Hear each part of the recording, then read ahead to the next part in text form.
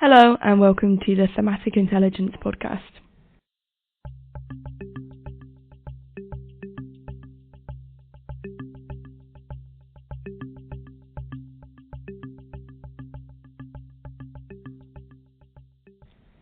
At Global Data Thematic Intelligence, we track over 100 tech, industry, ESG and macro themes impacting all major sectors.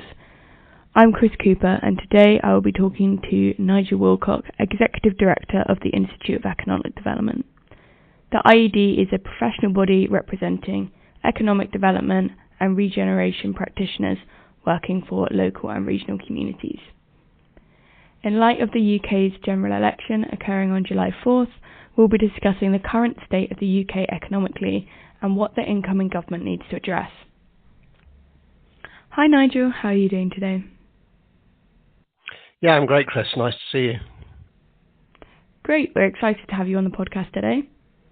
Firstly, considering the myriad of factors affecting the economy over the last couple of years, from the pandemic to Brexit to inflation and the cost of living crisis, I wanted to ask where the UK is at economically from the IED's perspective.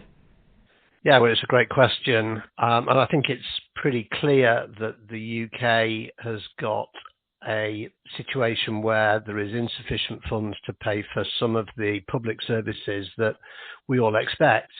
The economic position, the financial position of the economy has been eroded by having to spend heavily during the pandemic and on other factors, as you said.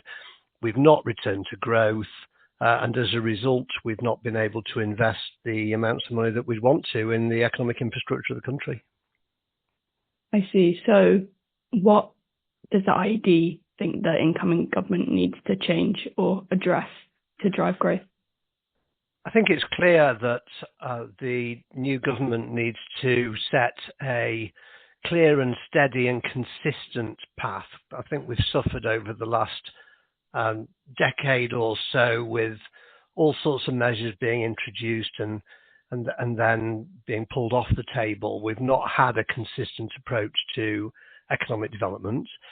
The Institute has produced a manifesto in advance of the new election, talking about the fact that local regions best understand their economies, and so therefore devolution of powers to those areas would be particularly useful. That we need the stability I've mentioned, that net zero isn't going away. The importance of net zero isn't going away. It's becoming ever more important, but that can drive some growth. And then really the UK needs an improvement in productivity to attract more investment and a consistent message around the attractiveness of the UK for further investment. And to support all that, we really do need to continue to invest in the skills of the workforce, not just young people, but people throughout their entire careers. I don't think the UK has not really had a clear objective of what it wants its economy to look like in 10 years' time for many, many years now. And I think that is what we need. And then stick with the plan.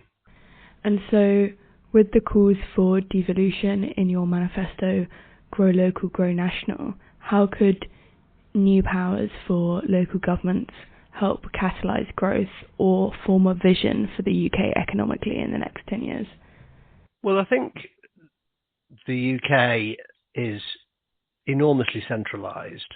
The government sets an agenda based on its understanding of the whole national economy, and that inevitably is skewed by a consideration of what's happening in London and the capital city region. There are many different strengths of the UK and many different opportunities of the UK in different regions, but by setting a national policy around economic development, we don't make the most of what each individual region could achieve. So, for instance, down the east side of the country, there's many opportunities from net zero arising from all of the work that's going on with offshore renewables in the North Sea. Down the west side of the country, we've got opportunities around new nuclear. So two examples of zero carbon industries where there are massive economic opportunities, but actually to seize the real strength of those regions and understand the investment that needs to be made, that's really best done at a local level. And so certainly the Institute welcomes the move to combined authorities, where lots of devolved powers have been given to certain city regions, but more can be done, and there are some areas that don't have combined authorities covering them at the moment, and so are slightly left behind in this move towards devolved local decision making. And in terms of sort of mentioned inward investment and making the UK more attractive, how could governments or councils boost inward investment or just general business development? I think the theme of consistency is also applicable to inward investment. Companies are only going to place large-scale capital investment in locations when they can be sure of a consistent government policy. And if government policy, if we carry on with the low carbon theme, but it's true of many other industries too, if the government changes its approach to and its objectives and its targets around low carbon, then all of a sudden those companies who are looking to make significant investments are put off from doing so, and those that have made significant investments are justifiably concerned about the economic performance or the profitability of those investments that they've made. So just before the announcement by the government around scaling back our green ambitions, there have been a number of investments announced about creation of heat pumps. Well, if suddenly the incentive for households to move towards a heat pump approach to their heat is removed by the government, then clearly the investors are a bit spooked. Similarly, HS2, there are many people who will have been looking at new locations and opportunities arising from HS2, and then all of a sudden an apparent government policy is removed from the table. So as you go through all of the different sectors of the economy, Brexit's changed the outlook, government policies changed the outlook, a lack of ability to spend in the economy has changed the outlook, and the result really is that there's a degree of uncertainty and a lack of confidence in people that may otherwise have made investments in the UK economy.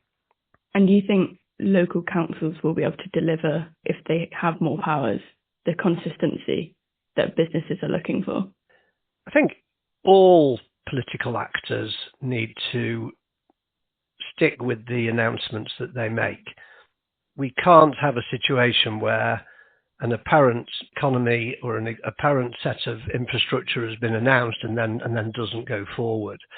That's a major problem for anybody. Now, clearly, political organisations can and from time to time do change their minds, but on the major announcements that set the framework for future investment, we need to maintain that consistency at a national and a local level. And I think the combined authorities in general have set a direction of travel and have stuck to it. Mm-hmm.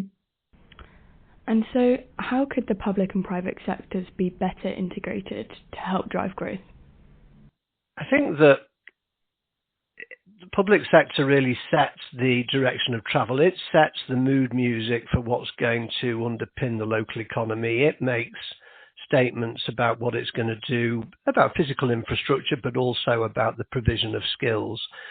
I think when that takes place, then businesses can react to what they know will come forward. I think that in those areas where local government and local government officials have got good relationships with their largest businesses, then what you tend to find is that, yes, the businesses will gain some business support and will be encouraged to grow. But more importantly, if those businesses have got a clear vision about their longer term ambition, their need for future skills, their need for future R&D, their need for supply chain stability, their need for different infrastructure and land and property, then government agencies can react to be able to make the provision to allow that to take place and allow those businesses to be more competitive and to grow and essentially raise productivity. And that's what we're all trying to achieve. And so I think that's where that interface between the public and the private sector is so important. I see. And on the topic of productivity, what does the IED suggest on how to raise productivity across the board? So I think it is essentially down to 2 or 3 things. I mean, inevitably investment by the businesses, but that investment, as we've already said, relies on knowledge, consistency and confidence. It does rely on the skills of the workforce, and that is down to both the public and the private sector, recognizing that improvement in skills is a continual process. It's not just something that we do with younger people, the new entrants to the workforce. And then I think there's a lot to be said for improving the links between industry and research, and linking the work of universities around research and development, aligning that with the needs of industry to improve not only products and new ideas, but also processes. And I think those 3 things can make a significant difference to productivity. I see. Great. Well, that's all the discussion we have time for today. Thank you, Nigel, for sharing your insights in the run-up to the general election. It's been really interesting to hear your perspective on the matters. It's a pleasure. Thank you. Thanks everyone for listening, and from us in Thematic Intelligence, see you next time.